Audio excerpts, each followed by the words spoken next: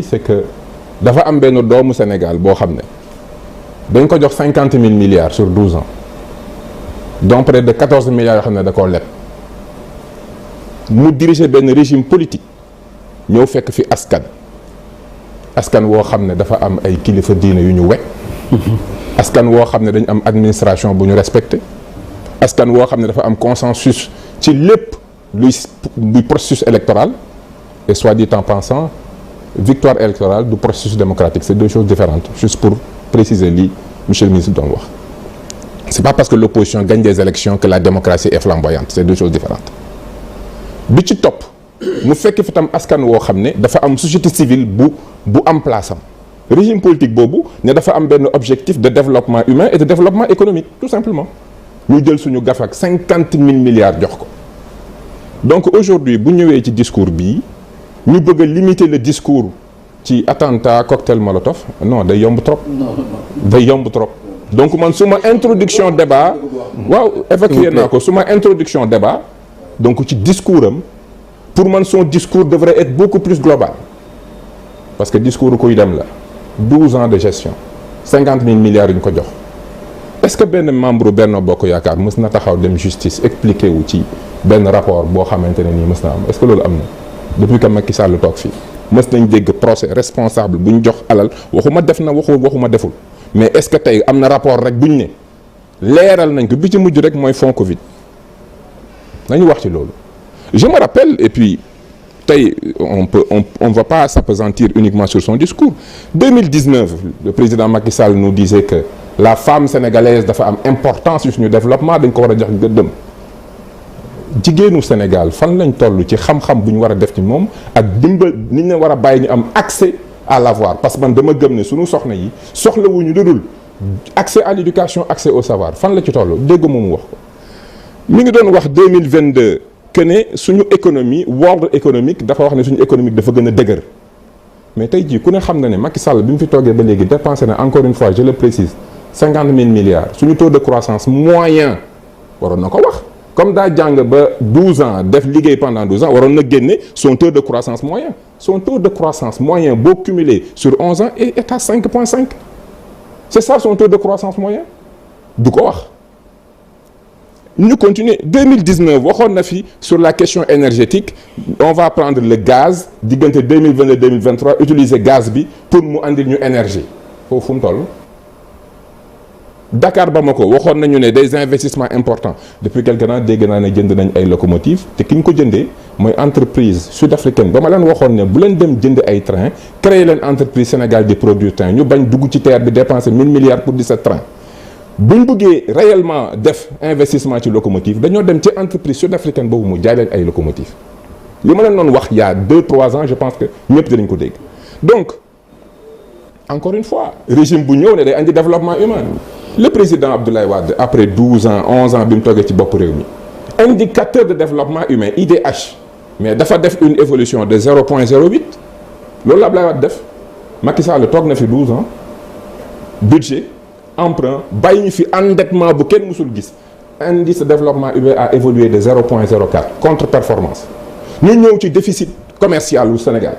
Macky Sall bi muy egsi déficit bi c'était à 1700 milliards environ mi ngi ñuy bàyyi le déficit commercial de 2400 milliards. Et c'est là où il faut corriger peut-être le chiffre de tout à l'heure on importe pour près de 7000 en tout cas l'année en 2022 mais en moyenne 5000 et on exporte entre 5000 et 2400 c'est ça et 2400 on a à peu près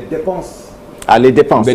kon da nga ne tout à l'heure ñu jéggaane 1222 milliards la ñuy dépenser pour acheter du riz c'est ça de la farine c'est ça uniquement ces produits là boo xoolee 12 ans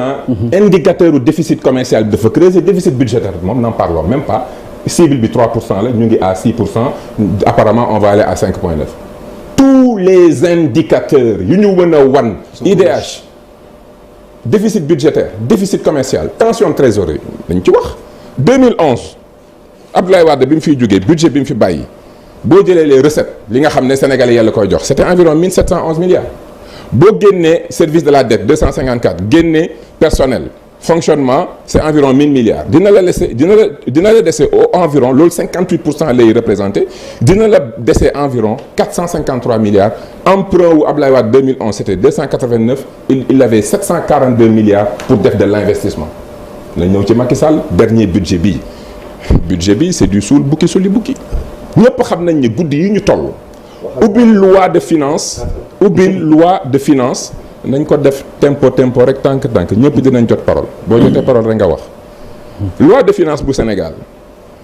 chaque fois dañ doon def dette lañ doon def charge de la dette def capital def intérêt aujourd'hui boo jëlee li ñuy fay intérêt 578 amortissement de la dette on est à 1248 fonctionnement on est à 1676 milliards fonctionnement rek personnel 1442 milliards rien que fonctionnement ak personnel boo ko boolee c'est 3118 milliards boo boolee postes yi nga xam ne c'est des postes fixes qui pèsent sur le budget on est à 4944 alors que les recettes étaient à 4915 on est en tension de moins 30 milliards. D'accord, léegi ban subterfuge lañ trouvé. D'accord, Balla. lii. Balla rek ma continuer. mais non s'il vous plaît dinañ ci ñëwaat Balla s'il te plaît. non xam nga 1248 yi nga xam ne dafa war a fay bor bi léegi da koy refinancer il ne paye pas la dette et c'est ça qui lui permet de faire de l'investissement à hauteur de 1140 lii may wax nii bëgg naa ñi nga xam ne am nañ ci xam bu ñu paree nañ ko gëstu. ñu xool ndax li may wax nii moo am wala amul. D'accord. Donc après 12 ans de gestion